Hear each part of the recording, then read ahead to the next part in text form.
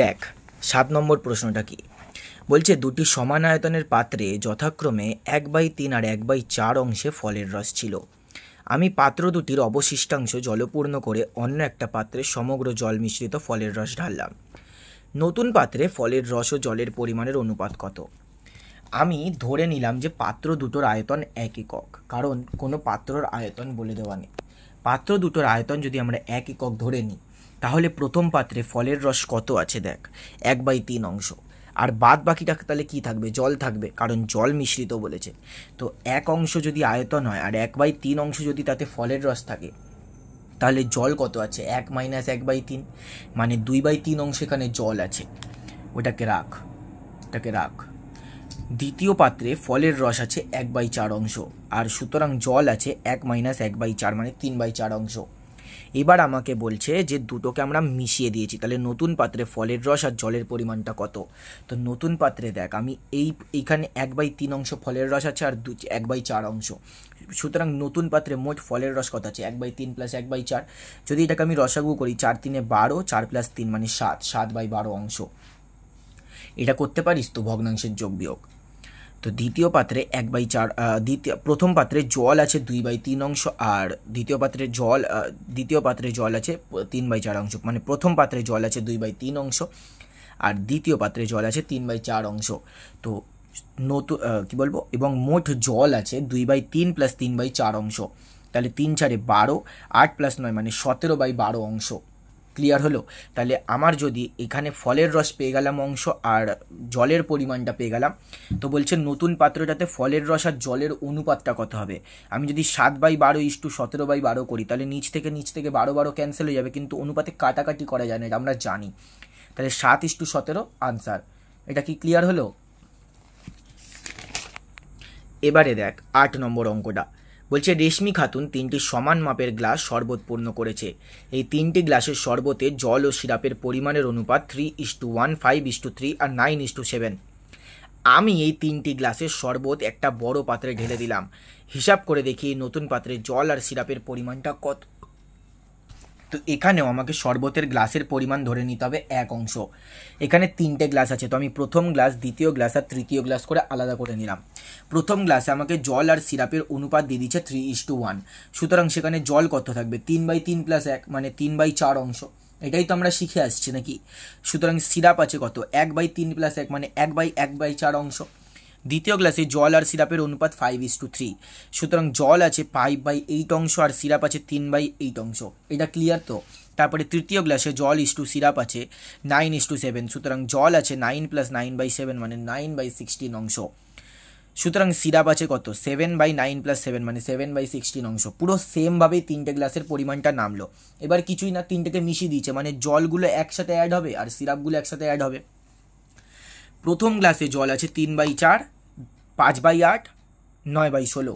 আমি যোগ করে দিলাম, সব মেশানোর পর জলের পরিমাণ 3/4, 5/8 আর 9/16। আমি যখন এটাকে যোগ করে দিলাম, আমি এটার দেখ লসাগু কী পেয়ে যাবো? 4, 8, 16। লসাগু যখন করবি তুই 16ই পাবি লসাগুতে। তো 16 যদি লসাগু পাই, তার মানে 4-এর সাথে 16 দিয়ে 4কে ভাগ করলে কী হবে? 4 × 4 = 16, মানে 4-এর সাথে 3টাকে গুণ করে দেবো, তাই তো? 4 × 3 = 12 প্লাস 8, 8 × 2 = 16, তার মানে 2 দিয়ে গুণ করবো আমরা 5কে, তার মানে 5 × 2 = 10, 16 + 10, আর 16 তো 16 তাই জন্য 9। তাহলে কি হয়ে গেল? 12, 10 আর 9 /16, মানে 12, 10, 22 আর 9 31, 31/16। সুতরাং সিরাপ আছে, সিরাপ কি আছে দেখ। প্রথম গ্লাসে সিরাপ আছে 1/4, দ্বিতীয় গ্লাসে আছে 3/8, তৃতীয় গ্লাসে আছে 7/16। এটারও আমি যদি এই যোগ করে দিই, 1/4, 3/8 আর 7/16। যোগ কেন করছি? কারণ সবটাকে আমরা মেশাচ্ছি একসাথে। তাহলে 4, 8 আর 16 যদি লসাগু করি, তার মানে 16 পাবো।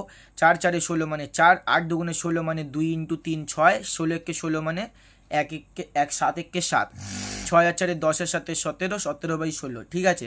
সুতরাং জল সিরাপ কত হবে? এখানে জল বেরিয়েছে 31/16, আর এখানে বেরিয়েছে 17/16। 16 আর 16 নিচ থেকে কাটাকাটি চলে গেল, তাহলে 31:17 আনসার। সোজা তো অঙ্কগুলো? ক্লিয়ার হলো তো? নয়েরটা দেখ, বলছে দু প্রকার পিতলে তামা ও দস্তার পরিমাণের অনুপাত যথাক্রমে 8:3 এবং 15:7। এই দুই প্রকার পিতল 5:2 অনুপাতে মেশালে যে নতুন প্রকারের পিতলটা পাওয়া যাবে তাতে তামা আর দস্তার পরিমাণের অনুপাতটা কী হবে? প্রথম পিতল আর দ্বিতীয় পিতল, প্রথম পিতলে তামা ইস্টু দস্তা আর দ্বিতীয় পিতলে তামা ইস্টু দস্তা। তো আমাকে দিয়েছে দেখ 8:3 আর 15:7, 8:3 আর 15:7। তো সেমভাবে প্রথম পিতলে তামার পরিমাণ কী হয়ে যাবে 8/8+3 মানে 8/11 অংশ, আর দস্তার পরিমাণ হবে 3/8+3 মানে 3/11 অংশ। আর সেমভাবে আমি এই জন্য এখানে আর লিখিনি, তামার পরিমাণ দ্বিতীয় পিতলে 15/15+7 মানে 15/22 অংশ, আর 7/15+7 মানে 7/22 অংশ।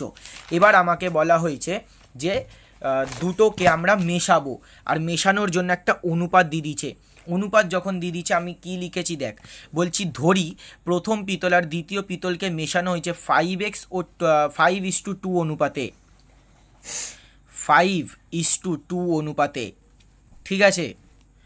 তাহলে আমি এখানে লিখব সুতরাং নতুন পিতলে, আমি লিখব কি নতুন পিতলে, আমি কি লিখব, আমি লিখব নতুন পিতলে প্রথম পিতলের পরিমাণ, নতুন পিতলে প্রথম পিতলের পরিমাণ 5x পরিমাণ, 5x একক, আর দ্বিতীয় পিতলের পরিমাণ হবে কত হবে 2x একক। দ্বিতীয় পিতলের পরিমাণ হবে 2x একক। এই লাইনটা আমি লিখতে ভুলে গেছিলাম, তো এটা অ্যাড করে নিস। তাহলে এবার আমার কত আছে, প্রথম পিতলের পরিমাণটা আছে 5x একক। তো 5x পরিমাণ প্রথম পিতলে তামা আছে কত, তামা ছিল 8/11 অংশ, আর কত পরিমাণ দিয়েছে 5x পরিমাণ দিয়েছে। তো তাই জন্য 5x × 8/11, 5×8 40, 40x/11। দস্তা আছে 5x × 3/11 মানে 15x/11। এটা কোথা থেকে পেলাম অংশগুলো, এখানে আমরা কিন্তু বার করে নিয়েছিলাম 8/11, 3/11 অংশ। তো সেমভাবে 2x পরিমাণ দ্বিতীয় পিতলে তামা আছে দস্তা আছে, আমরা 2x × 15/22, 2x × 7/22 আমরা করে নিয়ে বার করলাম 15x আর 7x/11, আর এখানে 15x/11। তো নতুন পিতলে তামা আছে কত, এই 40x আর 15x/11, 40x/11 আর 15x/11 আমরা যদি এটাকে যোগ করি তাহলে 55x/11 আসছে, কারণ দুটোর নিচই সেম। তো দুটোই আমরা যা আছে সেম টু সেম গুণ করে দেবো, 55x/11 আসলো, কাটাকাটি করলে 5x আসছে।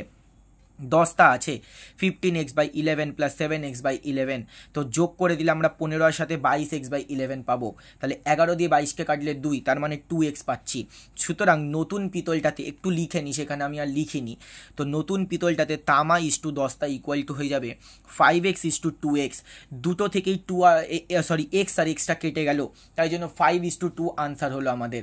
এতটুকুই আজকের জন্য থাকুক। এটা কি ক্লিয়ার হলো তো এতদূর পর্যন্ত? তাহলে এতদূর অবধি তুই প্র্যাকটিস করে রাখিস, এর পরের অঙ্ক থেকে আমরা আবারও নেক্সট ভিডিওতে আসবো।